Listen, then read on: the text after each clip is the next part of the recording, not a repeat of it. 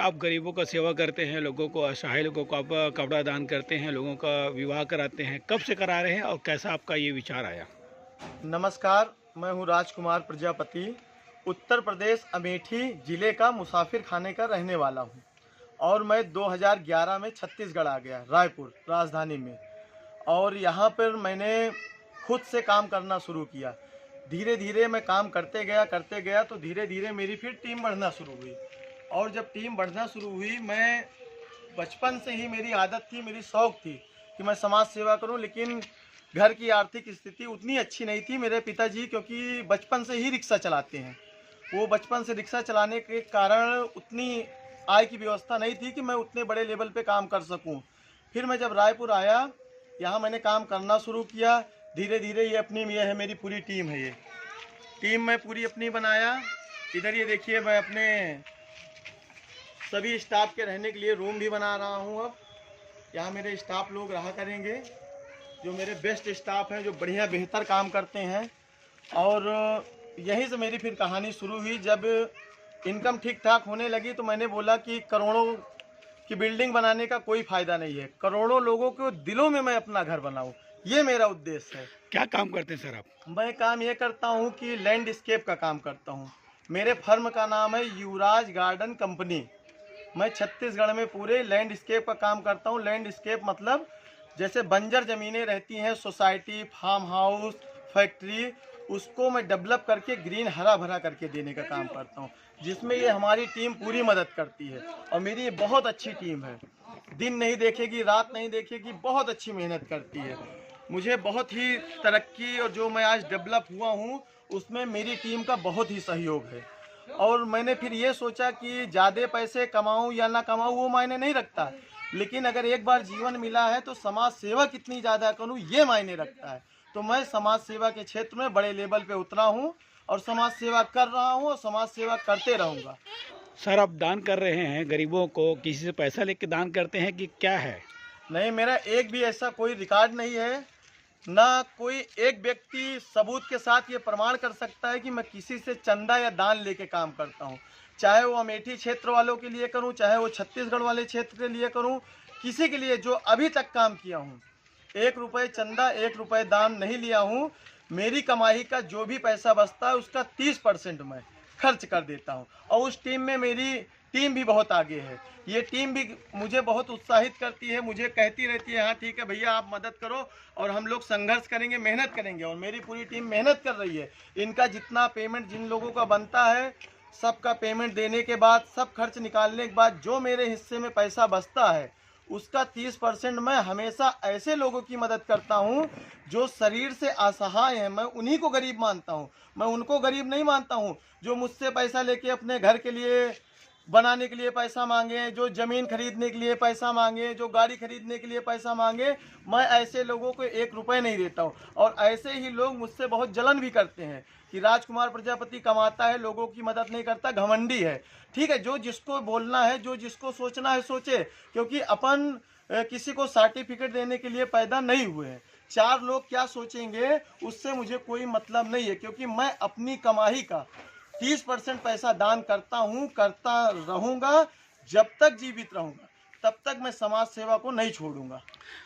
पूरे समाज को क्या संदेश देना चाहेंगे? समाज को ये संदेश देना चाहूँगा मैं कि जिस पैसे के पीछे हम भागते हैं, करोड़ों रुपए इकट्ठा करके बड़ी बड़ी बिल्डिंगें बनाते हैं, बैंक बैलेंस बनाते हैं, फिर हम ये सोचते हैं कि बुजुर्ग होंगे तो समाज की सेवा करेंगे, भगवान का नाम लेंगे। ऐसा कुछ नहीं होता है। हम बिल्डिंगें बनाते हैं, उसके बाद इतनी बीमारियां घेर लेती हैं कि बस बीपी चेक कराओ, शुगर चेक कराओ, ये करो वो करो उसमें। और उससे भी अगर कोई बचा रह गया तो बच्चों के आपसी कलह में बुजुर्गों का जीवन बर्बाद होते जा रहा है। फिर एक समय जो उम्र है 30 से 40 की उम्र, इसी बीच में आप समाज सेवा भी कर लीजिए, थोड़ा बहुत घर भी बना लीजिए, थोड़ा बहुत कदम से गरीबों की भी मदद कर दीजिए। देखिए, हमें जीवन इसलिए नहीं मिला है कि हम अपने लिए जिएं, हमें जीवन इसलिए मिला है कि हम सबके लिए जिएं। और जब इस लक्ष्य पे हम काम करेंगे तो हमारी तरक्की दिन ब दिन होगी। मैं खुद एक रिक्शावान का बेटा हूँ और सोच लीजिए कि रिक्शावान के बेटे से होते हुए मेरा कोई बैकग्राउंड ऐसा रिकॉर्ड नहीं है कि मैं बहुत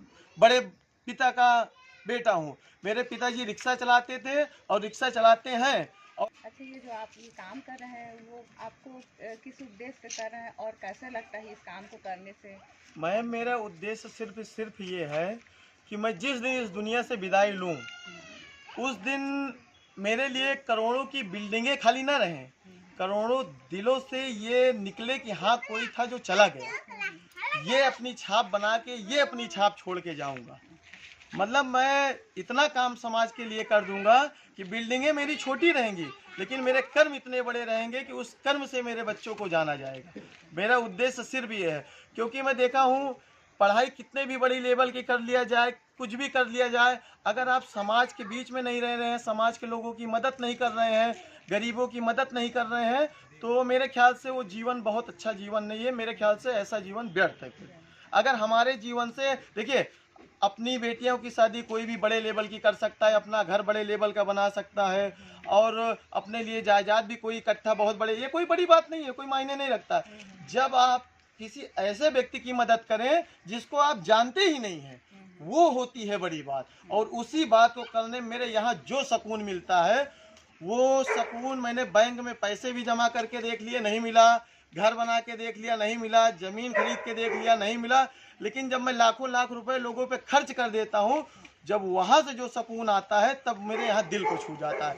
अभी अभी मैंने अपने अमेठी क्षेत्र में एक अमेठी न्यूज करके है, उस पर फेसबुक पे डाला था, मैंने देखा एक समाज है, उस समाज का मैं नाम नहीं ले लूँगा, तो उस पिता को पैरालाइज हो गया है, और उसकी जो बच्चे की मम्मी है, मम्मी बहुत पहले ही डेथ हो चुकी है, ऐसा मेरे सुनने में आया। बच्चा है 12 साल का, उसके यहाँ ऐसी स्थिति है कि वो पैरालाइज पिता का इलाज ढंग से नहीं करा सकता। तो मैंने अपनी टीम को भेजा वहाँ पे, और टीम भेजने के बाद तुरंत उनके घर में बोरिंग की व्यवस्था नहीं थी, नल लगवाया। अब वो इतनी स्थिति में था कि ठंड में कपड़े पहनने की नहीं थे, रजाई गद्दे नहीं थे।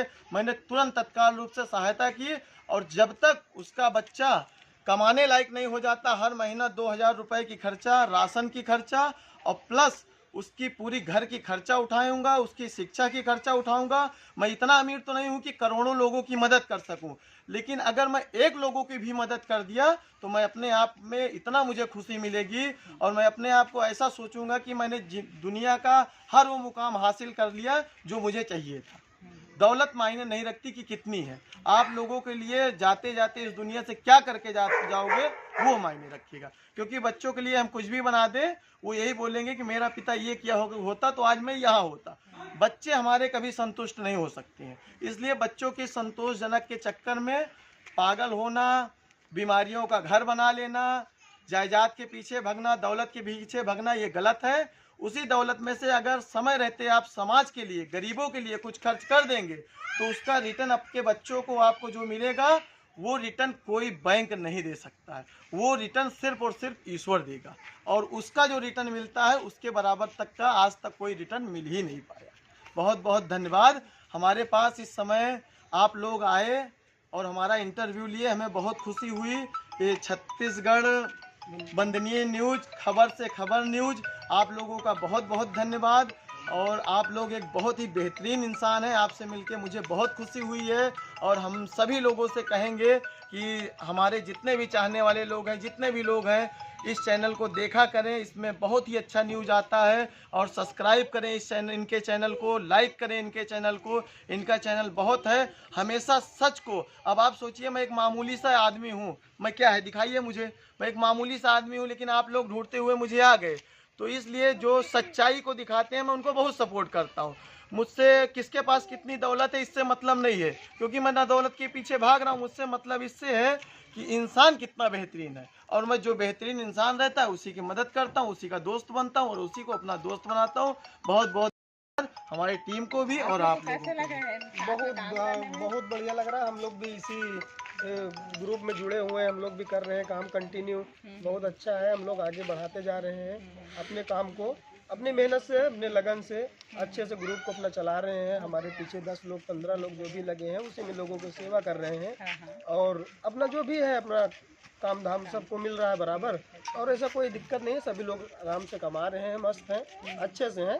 और साथ में मैम मुझे 7 साल हो गए, 7-8 साल हो गए, और कैसे लग रहा है काम करके? बहुत बढ़िया, मैं बहुत खुश हूँ। और वो जो है